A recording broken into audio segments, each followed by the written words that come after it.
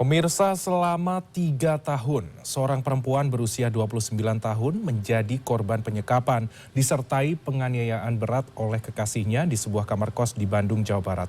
Bahkan korban sempat dinyatakan hilang kontak dengan pihak keluarga. Lantas kira-kira bagaimanakah kronologis dan perkembangan kondisi korban? Kita akan membahasnya dengan Syahrul Ulum, adik korban YTR. Selamat sore Mas Syahrul, terima kasih atas waktu Anda bersama dengan CNN Indonesia Newsroom. Sebelumnya kami ucapkan turut prihatin dengan kondisi yang terjadi di keluarga Anda. Mas Syahrul, kami ingin mengetahui bagaimanakah kronologis kejadian saudara Anda ini bisa dinyatakan hilang kontak hingga akhirnya bisa ditemukan kembali. Ya, kronologis pertamanya mah kakak itu hilang dari pertama di 3 bulan terakhir waktu 2023 itu. Biasanya kan seminggu sekali itu pulang kakak itu, tapi dalam 3 bulan itu kakak nggak ada pulang-pulang. Dicari ke tempat kerjanya juga udah nggak ada gitu.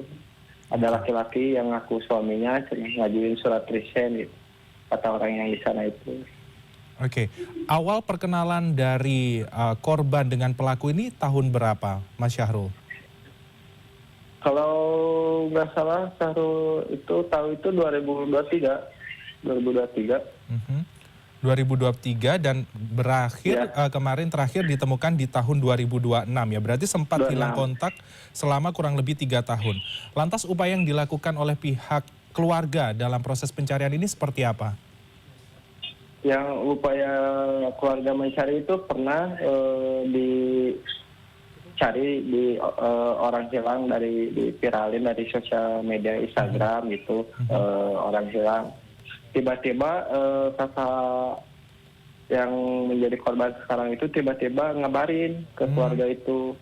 Gitu. Katanya udah gak mau dicari gitu, gak usah dicari, katanya baik-baik aja di sini juga. Terus udah gede, jangan dicariin gitu bilangnya. Baik, berarti ketika diviralkan, ketika ada kondisi hilang, sempat dilakukan proses pencarian melalui sosial media, namun ada konfirmasi dari korban bahwa dia baik-baik saja, tidak ada kondisi yang darurat karena sudah dewasa seperti itu ya? Iya. Namun sebenarnya ketika diviralkan tersebut, apakah benar ada intimidasi dari seseorang yang diterima oleh pihak keluarga, Mas Syahrul? Jadi selama ini juga keluarga taunya keluarga baik-baik aja gitu. Kakak itu nggak ya berpikir negatif gitu kan, taunya teteh juga baik-baik aja gitu selama 3 tahun terakhir itu. Oke. Berarti komunikasi sejauh ini melalui pesan singkat saja, komunikasi telepon seperti itu apa dilakukan juga oleh pihak keluarga? Komunikasi yang itu teh paling lewat WhatsApp aja. Berikut itu juga lama gitu ngabalesnya, kadang nomornya nggak aktif, kadang nomornya ganti-ganti gitu. Tapi kan selama teteh ngasih tahu itu selama 3 tahun terakhir kemarin itu teteh sama si pelaku nggak dikasih HP. Jadi selama ini yang ngasih kabar ke keluarga itu pelaku. Oke, berarti tanpa sepengetahuan dari tetehnya sendiri bahwa yang melakukan komunikasi selama ini adalah kemungkinan adalah terduga pelaku ini. Lantas adakah kecurigaan selama 3 tahun yang istilahnya berkontak atau berkonfirmasi ataupun juga berkomunikasinya sedikit jarang? Adakah upaya lebih yang dilakukan oleh pihak keluarga untuk mencari keberadaan secara langsung gitu? Karena 3 tahun kan ibaratnya tidak pulang seperti itu.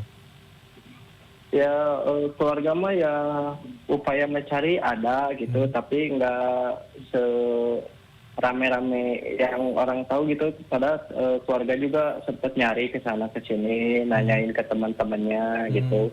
Bahwa teman-temannya juga pada nggak tahu gitu, bahwa kita teh di mana gitu. Taunya kan yang tahu keluarga itu teteh itu kerja di Jakarta sama ini teh.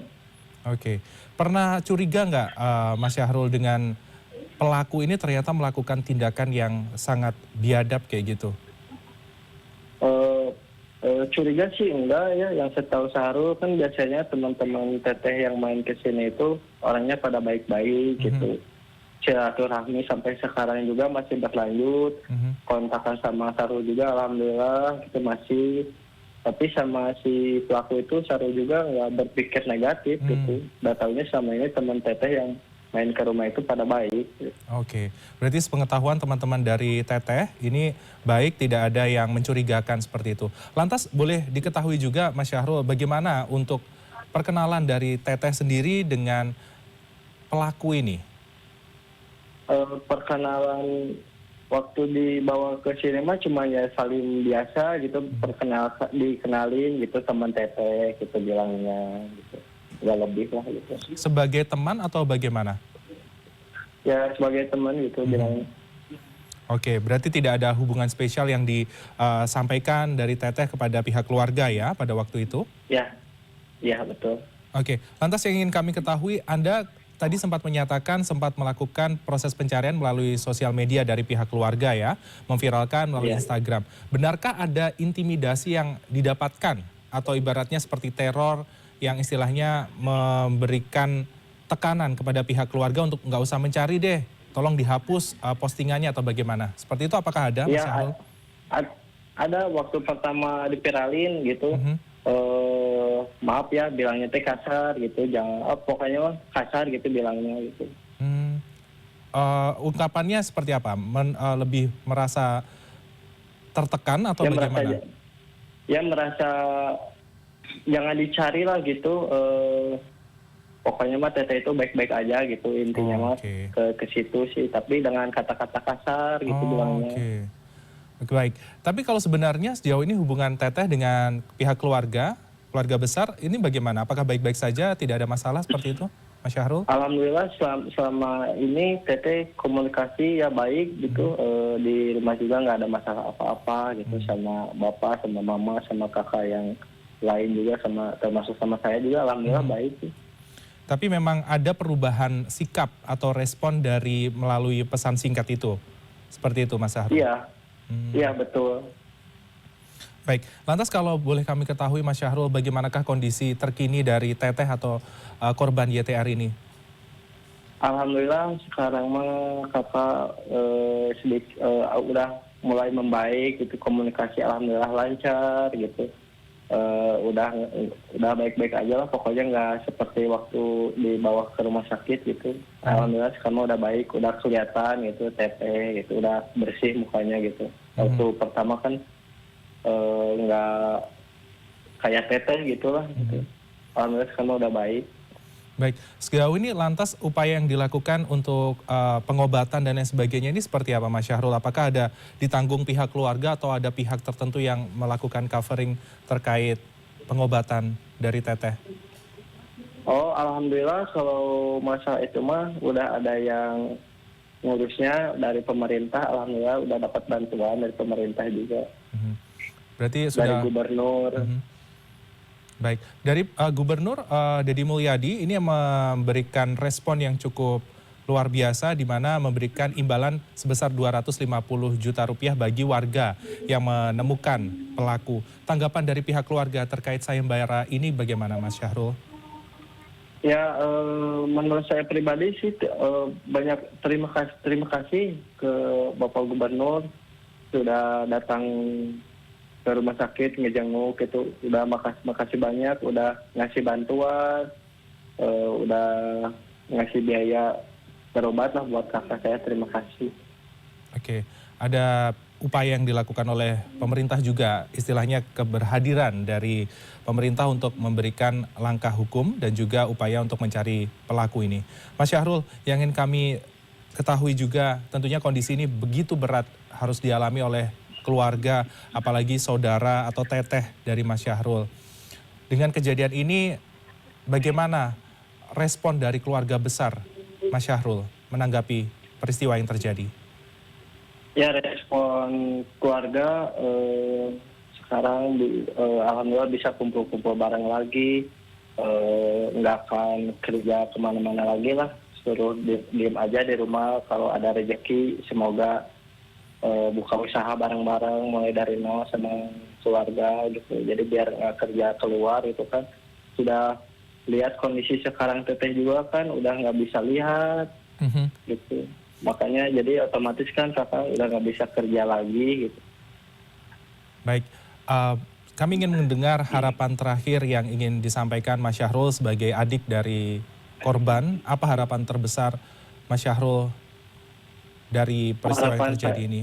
harapan saya sebagai adik korban, semoga teteh diberikan kesehatan, kelancaran, panjang sehat itu, panjang umurnya.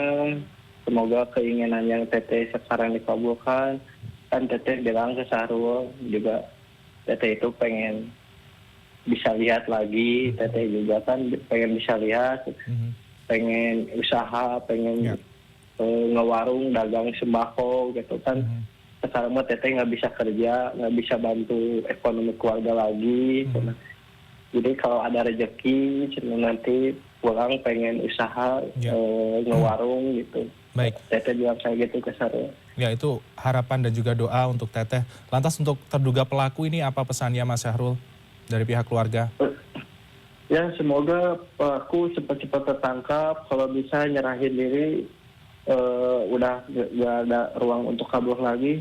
Semoga pelaku dihukum seberat-beratnya. Ya. Semoga ada keadilan buat keluarga saya.